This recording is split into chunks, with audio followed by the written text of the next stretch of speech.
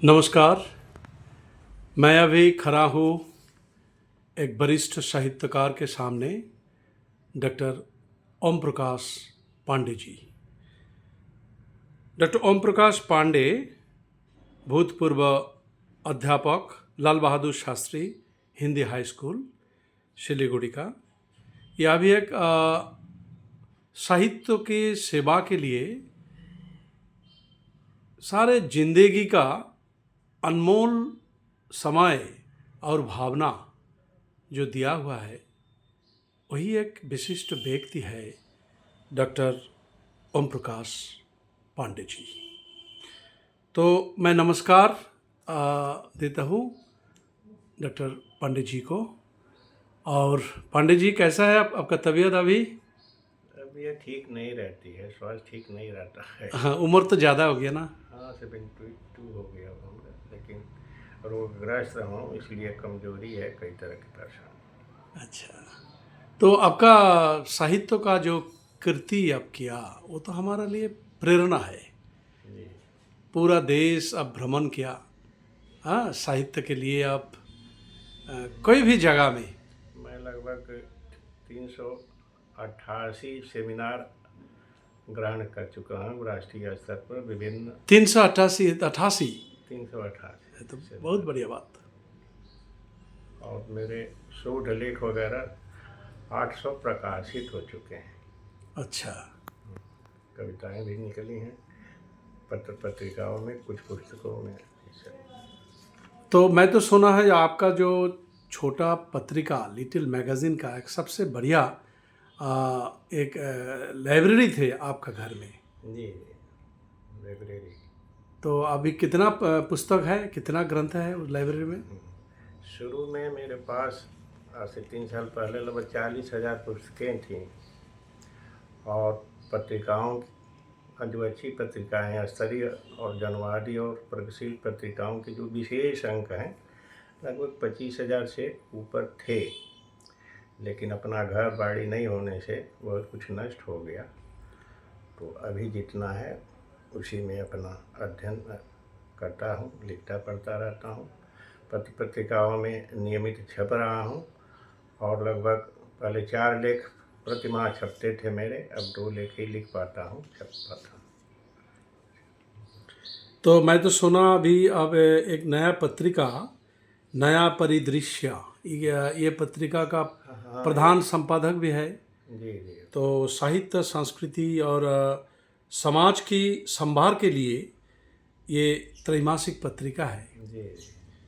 तो इस साहित्य के बारे में कुछ बोलने से सबको जानकारी मिलेगा, सूचना मिलेगा। समाज और राष्ट्र के लिए साहित्य का भूमिका क्या है? साहित्य समाज का दीपक होता है, दर्पण भी कहा गया है। बिना समाज को छोड़ करके साहित्य लिखा नहीं जा सकता है। समसामयिक जो परिस्थितियां हैं, वो विभिन्न तरह की, वो राष्ट्रीय स्तर पर हो, सामाजिक स्तर पर हो, सांस्कृतिक स्तर पर हो, शैक्षिक स्तर पर हो, राजनीतिक स्तर पर हो, सबकी एक प्रखर नज़र जो है सब पर एक साहित्यकार की होती है। वह देखता है, मंथन करता है, फिर अपने विचारों को विभिन्न विधाओं के माध्यम से व्यक्त करके जनता तक, समाज तक पहुंचाता है, पाठकों तक पहुंचाता है। तो महत्वपूर्ण भूमिका होती है साहित्य की। साहित्य का काम ही होता है देश और समाज को जोड़ना, भाईचारा पैदा करना, और समाज के हित में, देश के हित में हमेशा खड़ा रहना। क्योंकि साहित्य जो है जोड़ने का काम करता है, लोगों में जागृति पैदा करता है, संवेदना पैदा करता है, और समाज को की जो बुराइयां हैं उसको हमेशा परिष्कृत करता है, परिमार्जन करता रहता है, और समाज में एक तरह की चेतना, नवजागरण चेतना, प्रगतिशील चेतना के भाव को उजागर करता रहता है।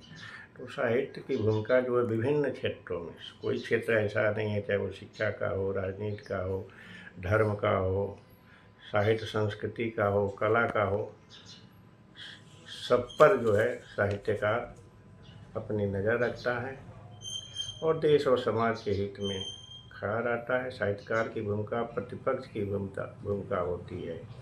वह सत्ता का पिछलग्गू नहीं होता है, सत्ता का गुणगान नहीं करता है, चाटुकार नहीं बनता है। वह देश और समाज और जनता के हित में सदा लगा रहता है। तो ये कई तरह के काम हैं, उद्देश्य हैं साहित्य का। साहित्य ही तो लोगों को, समाज को, देश को बचाने का काम करता है। नहीं तो आजकल जो परिस्थितियां चल रही हैं, विषम परिस्थितियां हैं, संकट हैं देश और समाज में, राजनीति और कट्टरपंथी जो हैं, धर्म, कुछ मीडिया वाले, ये सब मिलकर के देश और पूरे समाज में कई तरह की विकट परिस्थितियां पैदा कर रहे हैं। तो इसको भी दर्शाना जो है साहित्यकार का काम होता है। और वह हमेशा जनता का कल्याण सोचता है, देश का कल्याण सोचता है, सब में भाईचारा पैदा करता है। आजकल जो हिंसा फैल रही है उसको रोकने का काम करता है और अपनी निष्पक्ष भूमिका जो है समाज के भीतर ले जा कर के समाज को अग्रसित करता रहता है। जो रूढ़ियाँ हैं, जो समाज के लिए घातक हैं, देश के लिए घातक हैं, कोई भी परिस्थिति में उस परिस्थिति को निराकरण करने में, समाज को बलिष्ठ करने में, देश को एक करने में, मजबूत करने में साहित्य की भूमिका महत्वपूर्ण होती जाती है। बहुत बढ़िया बात हमने सुना डॉक्टर ओम प्रकाश पंडित जी से। ये अनमोल बातें सबका सोच में एक नया भावना का संचार करे, ये मेरा प्रार्थना है। नमस्कार। धन्यवाद।